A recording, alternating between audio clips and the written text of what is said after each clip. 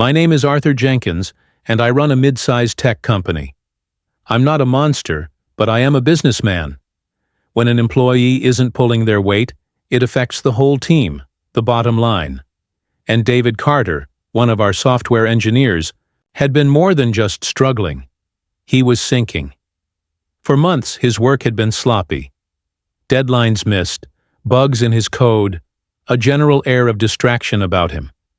He used to be sharp, one of our best. Now he looked like he hadn't slept in a week, every week. We'd had the talks. HR had their gentle warnings, then their firmer ones. I'd even pulled him aside myself, asked if everything was okay. He just mumbled something about being tired, promised to do better. But he didn't. It was getting to the point where I'd have to let him go. I hated it. The guy had talent. But what could I do? One Friday evening, I was leaving the office late. I saw David shuffling out, looking even more exhausted than usual. A thought, an impulsive, probably inappropriate thought, struck me. I wanted to understand, not just as a CEO, but as a person. What was really going on with this man? So I did something I've never done before. I got in my car, pulled out of the parking garage a little after him, and I followed him. I felt a bit like a private detective, and a bit like a creep, if I'm honest. I kept a good distance, making sure he wouldn't spot me. He didn't drive a fancy car, just an older, reliable-looking sedan. He didn't head towards the nicer suburbs where many of our employees lived. Instead, he drove to an older part of town, the kind with small, tightly packed houses and not a lot of green space. I parked down the street when he pulled into a driveway in front of a tiny, slightly run-down bungalow. The paint was peeling a bit, the garden a little overgrown, but it looked like someone was trying. I sat there for a moment, feeling a bit foolish. What was I expecting to see? Him going into a bar? Meeting someone he shouldn't? He got out of his car, and even from a distance, I could see the slump in his shoulders, the way he dragged his feet up the short walkway. He fumbled with his keys, then opened the door and disappeared inside. I almost drove away then. I'd seen where he lived. It told me he probably wasn't rolling in money, but not much else.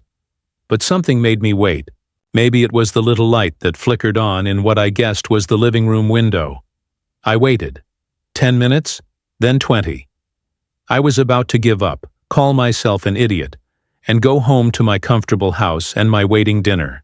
Then, the front door opened again. It was David. But he wasn't alone.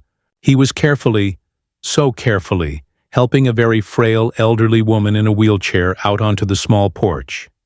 She had a blanket tucked around her legs, and David bent down, adjusting it tenderly, his face soft in a way I'd never seen it at the office. He said something to her, and she smiled, a weak but genuine smile.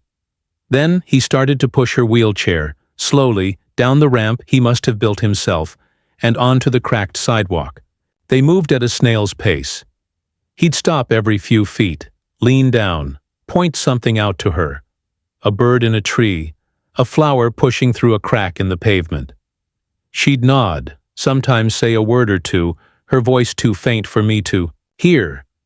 He'd listen intently, like her words were the most important thing in the world. I watched them, just watched.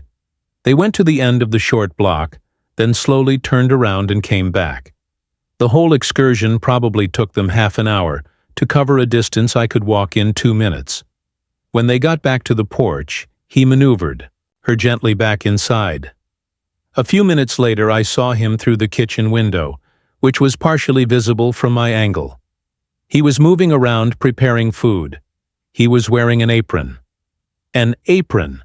David Carter, my struggling software engineer, wearing an apron and, it looked like, patiently spoon-feeding the elderly woman. A lump formed in my throat. It was so thick I could barely swallow. This was his life. This was why he was tired, distracted, making mistakes. He wasn't lazy or incompetent. He was a caregiver. probably a soul caregiver by the looks of it. The weight of it, the sheer grinding responsibility hit me like a physical blow. I thought of my own life. My wife, my kids who were grown and out of the house, my comfortable evenings. I thought of the pressure I'd been putting on David. The warnings, the threat of termination hanging over his head while he was juggling this immense, hidden burden. Shame washed over me, hot and heavy. I wasn't just a CEO, I was a human being, and I'd almost failed to see the human being in him. I started my car, my hands trembling slightly, and drove away. My mind reeling.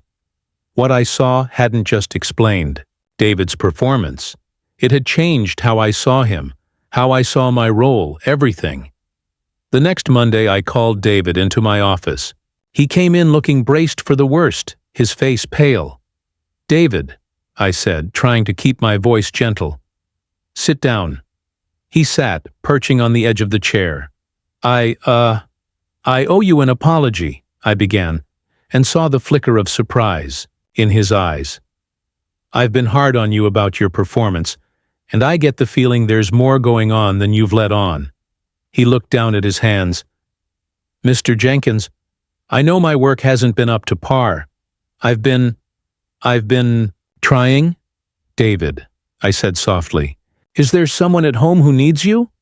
Someone you're caring for?" His head snapped up. His eyes, for the first time in months, were clear, and they were filled with a sudden, raw vulnerability.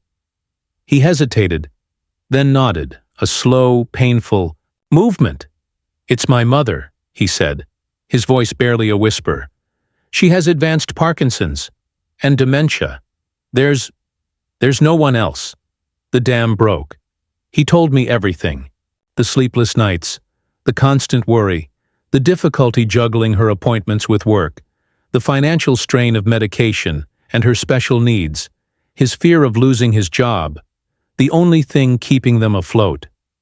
He hadn't told anyone at work because he was afraid he'd be seen as unreliable, a liability.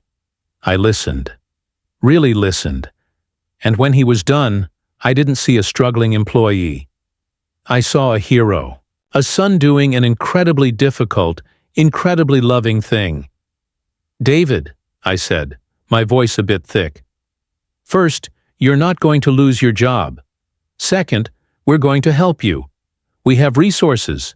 We can look at flexible hours, paid leave, if you need it for her appointments, maybe connect you with support services. We're a company, yes, but we're also people." The relief that flooded his face was something I'll never forget. It was like watching a massive weight lift right off his shoulders. He actually teared up, and I'll admit I wasn't far behind. Things changed after that. We worked out a schedule that allowed David to manage his mother's care. His work improved dramatically, almost back to his old brilliant self. But more than that, I changed. That evening, watching David with his mother, it reminded me what's truly important. It's not just about code and profits. It's about compassion, about understanding, about supporting the people who make your success possible. It was a hard lesson, learned in a way I never expected, but one I'll carry with me for the rest of my days.